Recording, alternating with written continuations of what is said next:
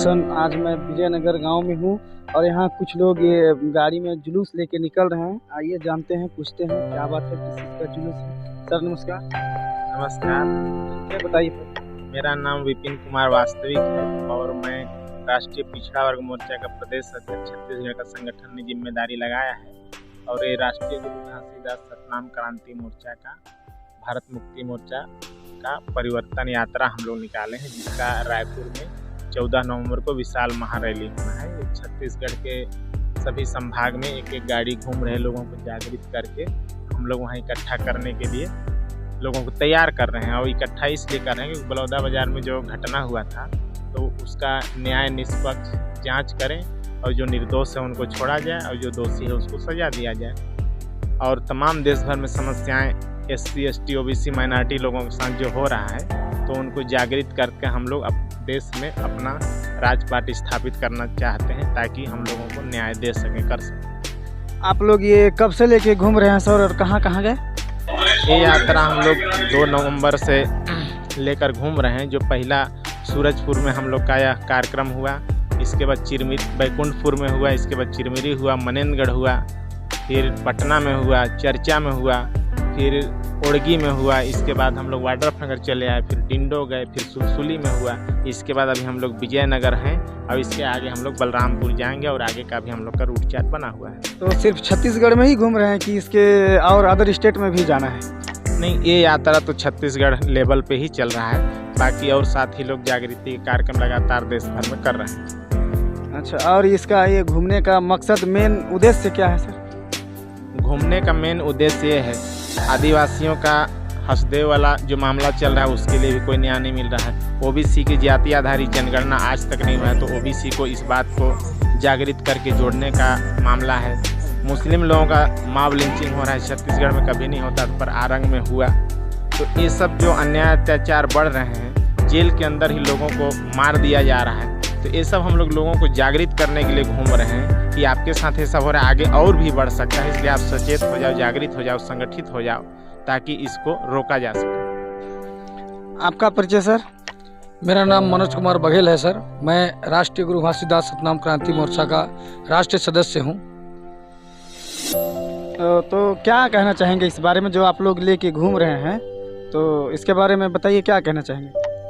Sir, ये जो बलौदाबाजार की जो घटना है वो हमारे जो गुरु घासीदास के मानने वाले लोग, जो उनका अनुयायी हैं, वो लोग एक उनका जो प्रतीक एक जैत खाम होता है, उस जैत खाम उसका संकल्प वो स्थल होता है, उस खंभे को सुनियोजित तरीके से उसको काटा गया और काट करके सतनामी समाज के लोगों पर आक्रोश हुआ। आक्रोश होने के बाद उन्होंने एक बड़ी सभा रखा। उस सभा में कलेक्टर को भी सूचना दिया गया था और शासन प्रशासन के लोगों को भी सूचना दिया गया था। उसके बावजूद भी उनके साथ अन्याय हुआ और कुछ असामाजिक तत्व जो कलेक्ट्रेट है उसको आग लगाया गया और आगजनी करके सतनामी के ऊपर वो जो घटना का अंजाम को उनके ऊपर थोपा गया।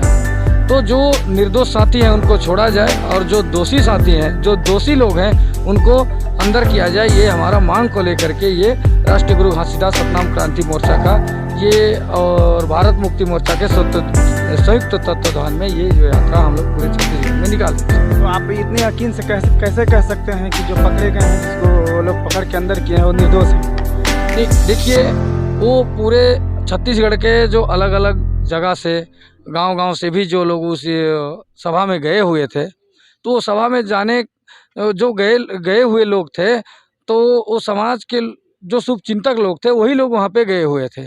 और जो सतनामी कौम है, शुरू से भी ऐसा इतिहास में कभी घटना हुआ नहीं और पहले भी नहीं हुआ ना अभी भी नहीं हुआ। तो और सतनामी जो कौम है वो सीधे साधे कौम है, जो संविधान को मानने वाले लोग हैं, वो ऐसा घटना वो लोग कर ही नहीं सकते। हम ये पूरे विश्वास के साथ कह सकते हैं। इसलिए हम ये चाह रहे हैं कि पूरा निष्पक्ष रूप से जांच हो और उसमें जो दोषी पाया जाए उसी को मतलब अंदर किया जाए, सजा दिया जाए। सर, मैं एक चीज़ और जानना चाहूँगा आपसे। ये जो आप लोग का नारा है जय मूल निवासी, तो इसके बारे में थोड़ा विस्तार से समझाएंगे? जी सर, ये जय मूल निवासी का जो हमारा कॉन्सेप्ट है, ये वावन मेश्राम साहब जी पूरे देश भर में हमारे मूल निवासियों को जोड़ने के लिए ये अभिवादन शब्द है।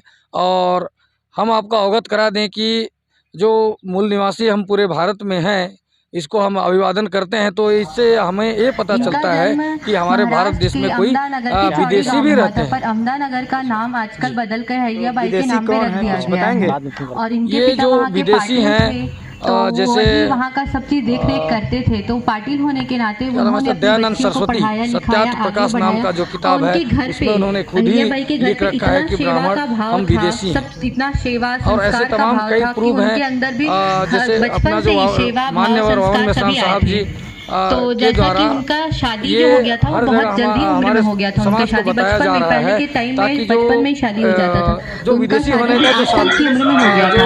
तो सबूत है, तत्पश्चात वो कुछ साल बाद उनके तमाम विश्व के वैज्ञानिक ने पति की मृत्यु DNA हो रिसर्च जाती के है। तो आधार पर मृत्यु के बाद जो वहाँ का सिद्ध राजपाट हो किया। जाता है और उनका, टाइम्स इनकी जो विवाह ऑफ होती इंडिया है एक अहिल्याबाई अखबार है, की, उस ये अखबार होलकर में छप के साम्राज्य भी की आया। रानी रहती हैं। तो उसको वहाँ हमारे के मेश्राम जो उनके साहब जी पति के रहते हैं, द्वारा उनके कुछ युद्ध में उनकी मृत्यु हो जाती है।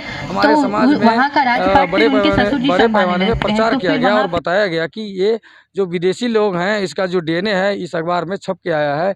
और बाकी जो डिटेल्स में हमारे जो बिलास खराज साहब हैं, वावन मेश्राम साहब हैं, इसका जो प्रूफ है वो बेहतर ढंग से दे पाएंगे सर। जहाँ तक मैं समझता हूँ, भारत में रहने वाले लोग तो मूल निवासी ही हुए। जी हाँ, भारत में रहने वाले लोग जो मूल निवासी हुए, लेकिन जो DNA से अलग हैं वो तो विदेशी होंगे ना। हाँ, तो इसका DNA जो आधार कार्ड के हिसाब से आज भारत देश हमको मतलब एड्रेस जो हमारा मिल रहा है, उसको हम मांग करते हैं कि भाई DNA से हिसाब से कराएं।